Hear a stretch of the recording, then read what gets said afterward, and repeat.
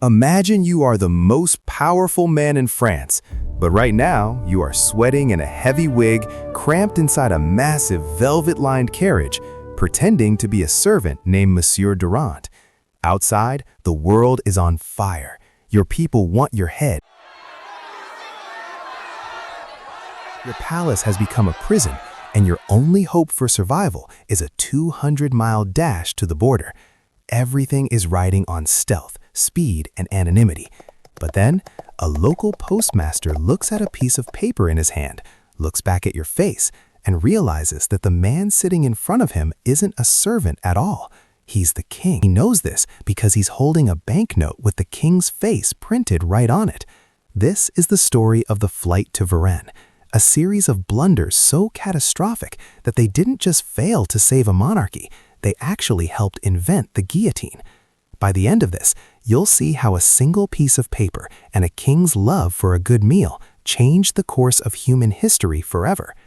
To understand how King Louis XVI ended up in a carriage in the middle of the night, we have to look at the pressure cooker that was Paris in 1791.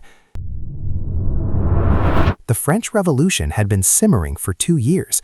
The Bastille had fallen, the Declaration of the Rights of Man had been signed, and the royal family had been forcibly moved from the luxury of Versailles to the Tuileries Palace in the heart of a hostile Paris. They weren't exactly prisoners yet, but they were definitely under house arrest. Louis XVI was a man who hated conflict. He was a locksmith by hobby, a hunter by passion, and a king by unfortunate birthright. He was indecisive, while his wife, Marie Antoinette, was the exact opposite. She knew that as long as they stayed in Paris, they were pawns of the National Assembly. She wanted out. She wanted to reach the royalist stronghold at Montmedy, near the border of the Austrian Netherlands, where an army was waiting to help them reclaim their power. But how do you sneak a king, queen, 2 children, a royal governess, and a sister-in-law out of a palace guarded by hundreds of soldiers? You need a mastermind. Enter Count Axel von Fersen.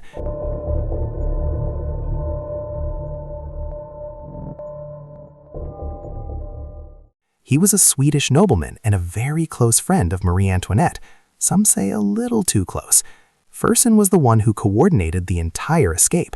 He was the one who secured the false passports and, most importantly, the carriage.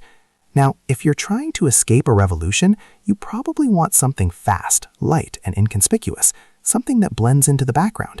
But the French royalty didn't do inconspicuous. Instead of taking 2 smaller, faster carriages, Fersen commissioned a custom-built berline. This thing was the 18th century equivalent of a stretch limo. It was massive, painted in bright colors, and loaded with luxuries, including a leather-covered commode and a wine chest. It was so heavy it required 6 horses to pull it. This was the first of many fatal mistakes. On the night of June 20th, the royal family began their exit. It was like something out of a heist movie, but played in slow motion. One by one, they slipped out of the palace in various disguises. Marie Antoinette was dressed as a governess, and the king was dressed as a valet. They actually walked right past the guards. At one point, the queen even had to step aside to let a carriage carrying General Lafayette pass by. They made it to the outskirts of Paris, where the massive berline was waiting. They were out, they were free, or so they thought. But the delay had already begun. The royal family was supposed to leave at midnight, but they didn't actually hit the road until nearly 2 a.m. In a world where news traveled only as fast as a galloping horse, a 2-hour delay was an eternity. As the sun began to rise, the berline lumbered across the French countryside.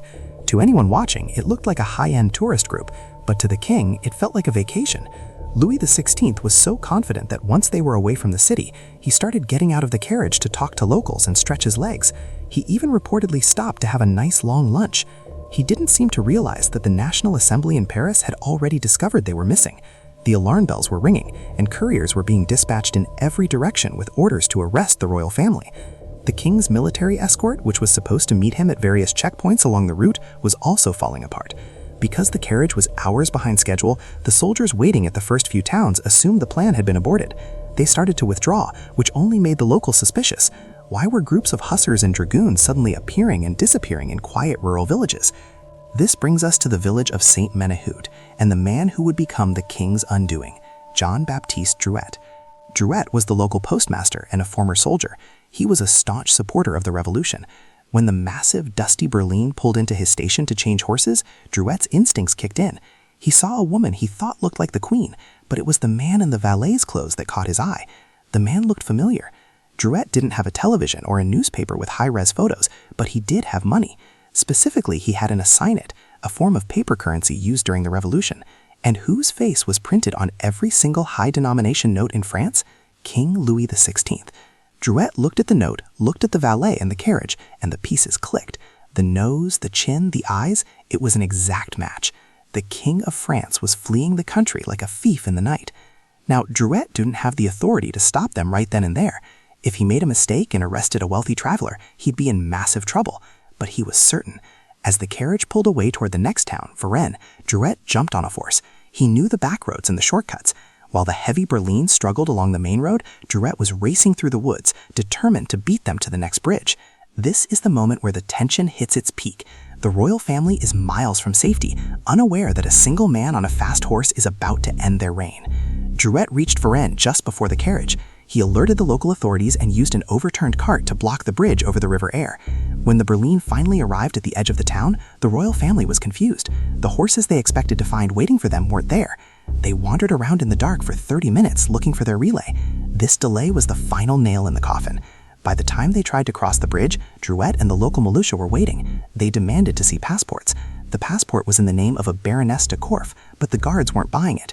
They forced the travelers out of the carriage and into the house of a local grocer and magistrate named Sauce. Inside that small, cramped house, the fate of France hung in the balance. For hours, Louis denied who he was. He insisted he was just a servant, but the locals knew. Eventually, an elderly judge who had lived at Versailles was brought in to identify him. When the judge knelt before the valet and addressed him as sire, the charade was over. Louis finally broke. He threw off the disguise and pleaded with the people of Varennes. He told them he wasn't running away to join an enemy army. He was just trying to find safety for his family. He expected the people to be moved, to fall at their feet and offer their loyalty. But the world had changed. The people of Varennes didn't see a father figure. They saw a traitor who was abandoning his post. The next morning, the carriage began its long, humiliating journey back to Paris. This time, it wasn't a secret escape. It was a funeral procession for the monarchy. Thousands of people lined the streets. They were silent. The National Assembly had issued a decree. Whoever applauds the king shall be flogged. Whoever insults him shall be hanged. The silence was more deafening than any shout. The king and queen sat in the carriage for days as it crawled back to the capital, surrounded by hostile guards and a public that had lost all respect for them. When they finally reached the Tuileries, the doors closed behind them, and this time they were truly prisoners. This failed escape, the flight to Varennes, changed everything. Before this night, most people in France were okay with a constitutional monarchy. They wanted the king to stay, just with less power. But after he tried to run, the narrative shifted. He was no longer the father of the nation. He was a fugitive king. The radical Republicans, like Robespierre and Marat, used this event to argue that a king could never be trusted. It fueled the paranoia that led to the Reign of Terror. Within 2 years, Louis XVI would be led to the scaffold. His last words were drowned out by drumrolls, and the blade of the guillotine ended the 1,000-year-old French monarchy. It's incredible to think that history turned on such a small, mundane detail.